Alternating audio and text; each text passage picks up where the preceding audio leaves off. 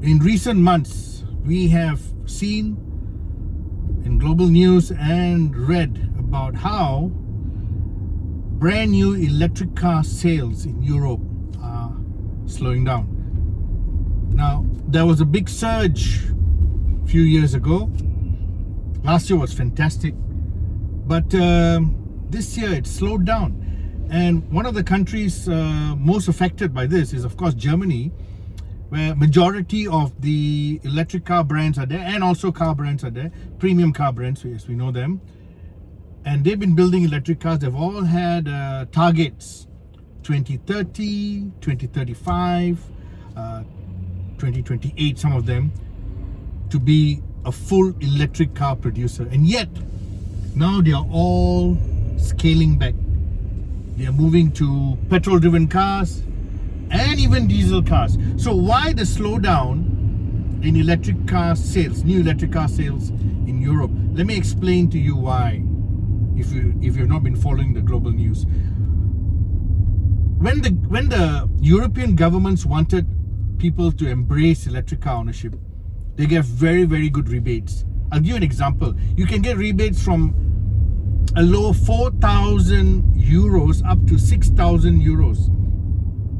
Now, for an average mid-segment electric car that costs about 30,000 euros in Europe, that's a big saving. You know, that's 10, 12, 15% saving. Now, if you're going up the ladder to a premium electric car, there's still about 5 to 10% saving. That's a lot of money. That's, 4 to 5,000 euros is what the average European will use to go for a nice holiday in Cyprus, Greece, Malta, maybe even Turkey. So you're taking away that chunk of money for the new electric car buyer. So right now, the governments have pulled back on all these rebates. So a lot of these buyers are saying, I think I'll go back to buying a petrol or even a diesel car. Because why? Diesels have become very clean, diesel fuel is still cheaper, and diesel goes a long distance on a full tank, 1,000, 2,300 kilometers. As you've seen in the current Kia Carnival that's selling in Malaysia, you can take that Kia Carnival, put in a full tank of diesel, you can go 1,000 over kilometers on one tank if you're just taking it outstation or even in the city. Now, coming back to electric car sales slowdown. So now, there's no more rebates. Plus, current electric car owners in Europe have they have sort of in time realized that even though there's adequate charging infrastructure in Europe, they were way ahead of us, there's still shortcomings in terms of the charging station, whether it's working or not, the charging point has a software problem, and also during peak driving season or commuting season, you can't get an available charger. But that's not the biggest problem when it comes to charging your electric car in Europe. The biggest problem is the cost of electricity.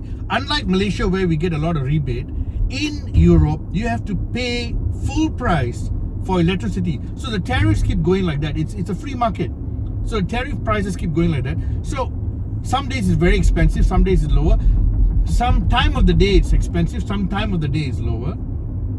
So suddenly, a lot of these people who own electric cars in Europe are thinking, okay, maybe it wasn't that great in terms of savings, but I got that initial big discount of 4,000 to 6,000 euros. And then initially there was a lot of free charging. Now I got to pay. So coming back to our part of the world, let's think about it. If the European governments can reverse all that they gave out, maybe our government and the Asian governments will also reverse. What if they took out